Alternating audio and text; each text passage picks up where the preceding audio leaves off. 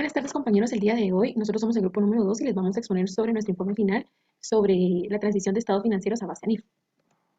La transición va a ser de ISR a base ANIF. Nutrifert. En este caso tratará de establecer las diferencias que se encuentran contabilizadas al realizar transacciones de una compañía en base a normas de carácter financiero, que son las NIF, y las normas de carácter fiscal. En este caso, acá en Guatemala se aplica la Ley de Actualización Tributaria 10, el decreto 10-2012. La compañía, en este caso, será Nutrifert S.A., la cual fue constituida el 15 de marzo de 1991, de acuerdo con las leyes de la República de Guatemala y por un plazo indefinido. El objeto principal, de acuerdo a la escritura de la Constitución, es la formulación, importación y exportación de productos agrícolas. La empresa se encuentra ubicada en el kilómetro 29.5, carretera al Pacífico Sur, Amatitlán, Guatemala. Nutrifert es una industria guatemalteca que sirve al sector agrícola del país y de los países a los cuales exporta los productos, generando y fabricando los mejores productos para dicho sector y de esta manera ayudar a nuestros clientes en los procesos de producción. Para poder iniciar la transición, nosotros necesitamos saber los conocimientos de los procesos contables que utiliza la empresa actualmente para poder realizar una comparación cuando se realice la transición a base ANIF, en el cual los ingresos se reconocen cuando es probable que los beneficios económicos asociados a la transacción fluyan a la compañía y el monto de los ingresos pueda ser medido confiablemente. Los gastos.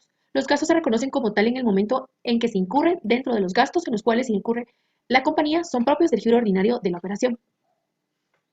Actualmente la empresa cuenta con un método de depreciación de sus activos fijos sobre el método de línea recta según la ley del ISR.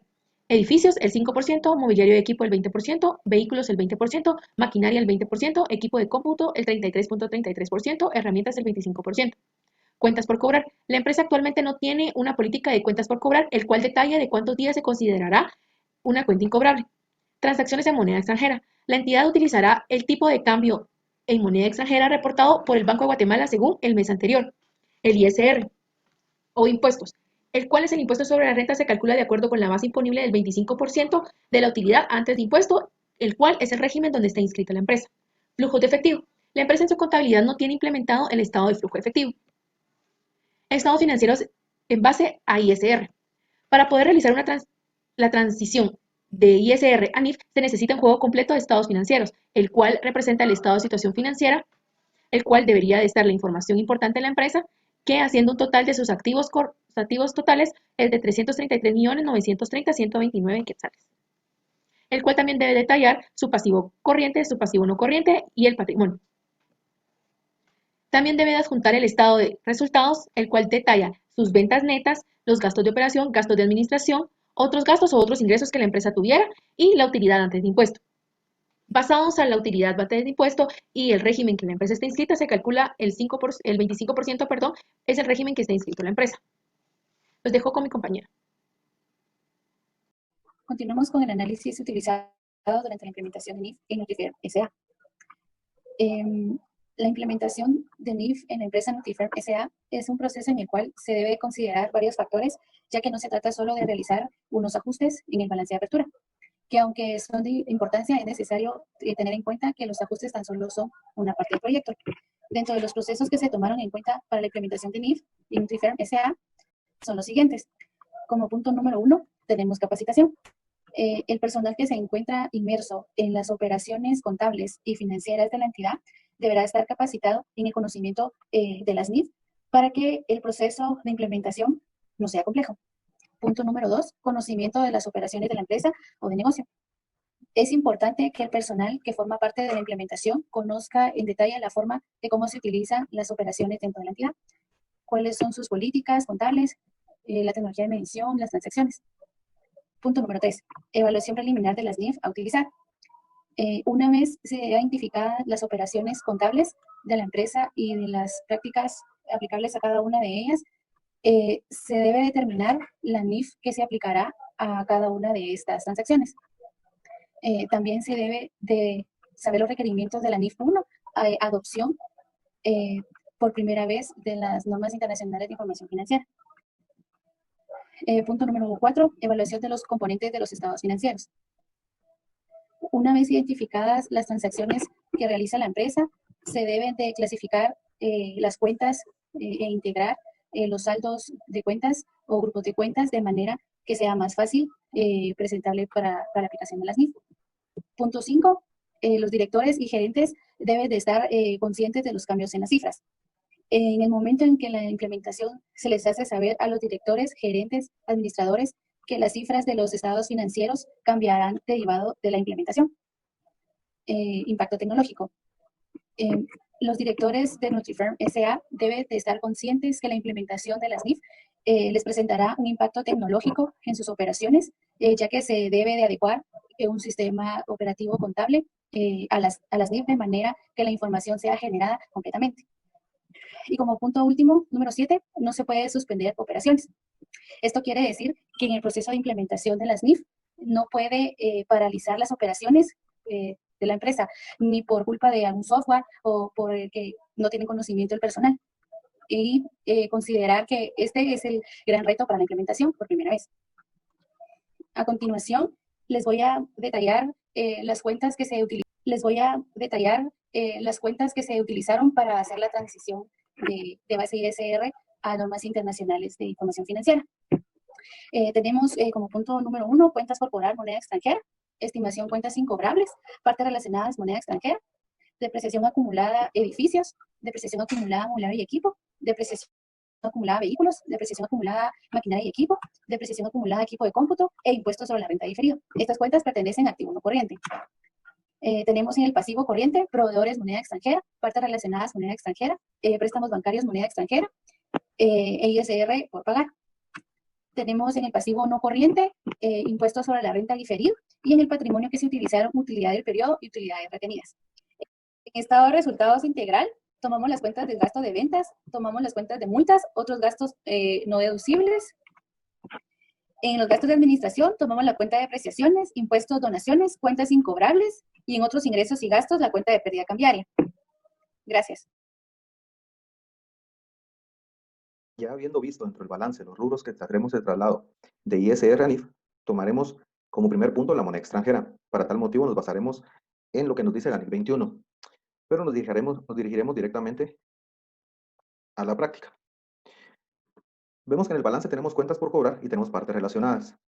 Vamos a tomar en cuenta los saldos que tiene como cálculo de ISR. Tomaremos el tipo de cambio del Banco de Guatemala de 773,695, el cual es en el que están registrados las transacciones, y el tipo de cambio del Banco Industrial 31 de diciembre del 2018, que es de 768, al cual haremos la conversión y revaluación de nuestros montos ya a NIF, porque es el tipo de cambio de fecha de cierre. Entonces tomaremos que de los 2.010.000 a 773, estamos hablando de que el monto fiscal es de 15.551.000 y de 768, los 2 millones, el monto financiero es de 15.437.000, generando una diferencia cambiaria de 114.414. El mismo ejercicio hacemos con partes relacionadas y vemos el total que tenemos en ISR de 9.506.000 y que tuvo un incremento anual de un 5% a 475.347. Hacemos el mismo ejercicio con el caso de los proveedores, las partes relacionadas del lado del pasivo y los préstamos bancarios. Vamos a tomar siempre el tipo de cambio del Banco de Guatemala el 31 de diciembre de 2018, que será nuestro tipo de cambio histórico, que fue en el que fue registrado a su momento las transacciones, y en este caso tomaremos el tipo de cambio de venta del Banco Industrial de 777. Hacemos el mismo ejercicio de multiplicación del monto ISR al tipo de cambio, nos va a dar un monto fiscal de 9.772.000 y de 777 del 1.288, 10.015, dándonos una diferencia cambiaria de 42.600, y ese ejercicio lo hacemos con el resto de los rubros. De igual manera con la amortización de los préstamos, esto lo haremos mensual.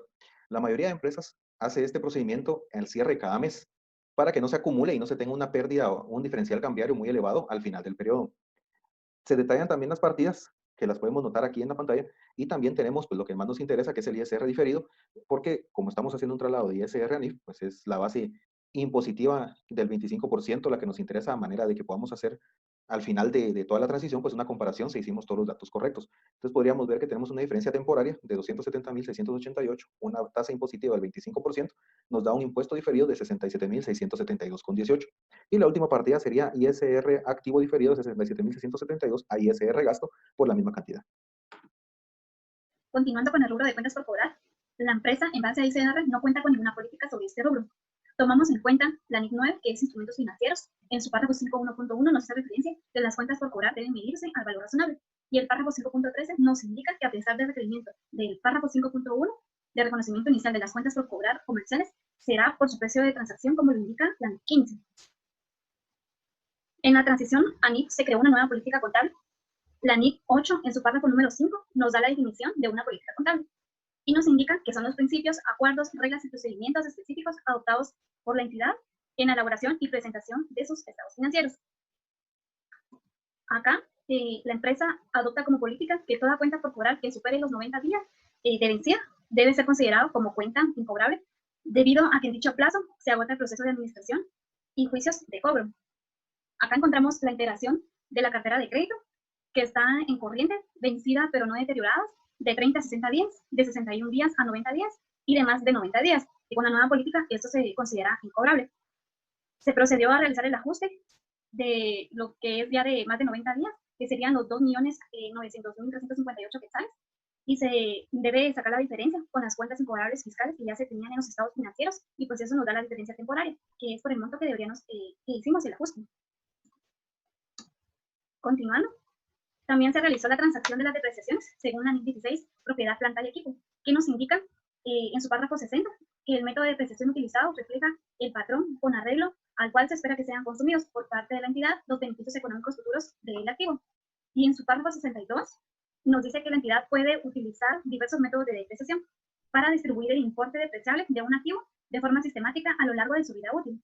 Entre los mismos incluye el método lineal, el método de depreciación decreciente y el método de las unidades producidas.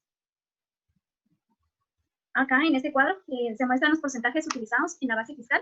La empresa aplicaba, según la ley del ICR, en edificios un 5%, mobiliario de equipo un 20%, en vehículos y maquinaria un 20%, y en equipo de computación un 33.33%, y en herramientas un 25%.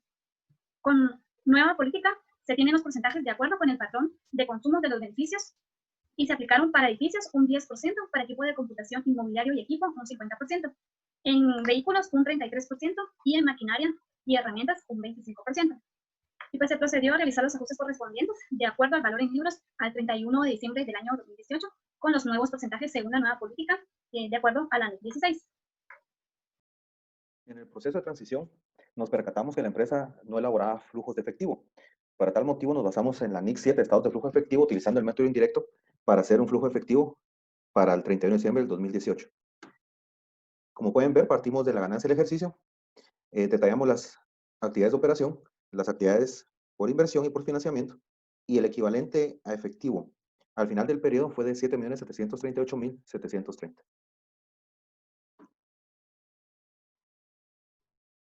Luego de haber realizado todos nuestros ajustes, haremos una conciliación del ISR diferido. La norma que utilizaremos como base para este proceso es la NIC 12, impuesto a las ganancias. La norma nos dice que los activos y pasivos por impuestos, ya sean corrientes o diferidos, se miden usualmente empleando las tasas y leyes fiscales que han sido aprobadas. Yéndonos a la práctica, tenemos ya nuestra primera integración, ISR diferido. Vamos a tener los aumentos en la moneda extranjera, en las cuentas incobrables, las depreciaciones, y nos da un total de 468.459.57. El ISR inferior pasivo, vamos a tener que tenemos unos aumentos, en este caso será en indemnizaciones, el total es de 42.109,23, y vamos a hacer la variación. El ISR diferido del activo, 468.459, menos el ISR diferido del pasivo, 42.109,23. Nos da un total de ISR diferido de 426.350,34. Ese ISR que nos dio en estas operaciones tendrá que ser la variación que tenemos en el cálculo del ISR de las ganancias en el estado de resultados. Para tal caso, vamos a tener aquí la determinación de la utilidad. Esto ya se mostró en el estado de resultados, pero se lo traemos acá nuevamente, donde podemos ver que de la base fiscal, que es el ISR, conforme estaban los estados financieros antes de la transición, una ganancia de 16.844.000. Esta utilidad es después de impuestos, ya que el impuesto es de 5.614.849,35 y en la base financiera, que es bajo la conversión de NIF, tenemos una utilidad de 20.353 y el impuesto de 5.188.499,01, dándonos una utilidad del ejercicio, ya con conversión a NIF, de 15.565.497. Haciendo la comprobación que les mencioné anteriormente, el ISR por pagar base fiscal es de 5.614.849 y el ISR por pagar en la base financiera es de 5.188.499, dándonos una suma, una diferencia, perdón, de 426.350,34, siendo la misma que les mostré en este cuadro de los ajustes que se hicieron en el activo y en el pasivo de ISR diferido, igual a la comprobación que se hizo con el estado de resultados. La conclusión final, vamos a determinar lo siguiente. Las NIF son estándares de alta calidad que se usan en el mundo. Al adoptar las NIF se unifica el lenguaje y se abren fronteras y hay mayor posibilidad de negocios en el exterior. En la adopción de NIF podemos mencionar que las diferencias que hay entre la contabilización según base ANIF o según base ISR radica en la forma en la que se reconocen y se miden los activos, pasivos, patrimonio, ingresos y gastos, ya que las NIF buscan presentar una realidad exacta de la situación financiera de la empresa, tomando en cuenta todos los ingresos y gastos de la misma.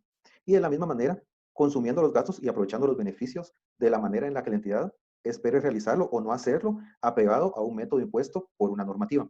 Con lo anterior, no estamos diciendo que no apliquemos la normativa nacional. La misma debe de ser aplicada y tributar conforme esta lo indique. Los estados financieros en base a NIF presentan una mayor confianza al sector financiero, ya que los ejecutivos tienen información más fiable y oportuna con mayor visión para la toma de decisiones. Al adoptar NIF, la empresa, una vez al año, haber determinado su impuesto sobre la renta diferido, el cual establece las diferencias entre las normas de carácter financiera y las de carácter fiscal. Gracias y que tengan feliz.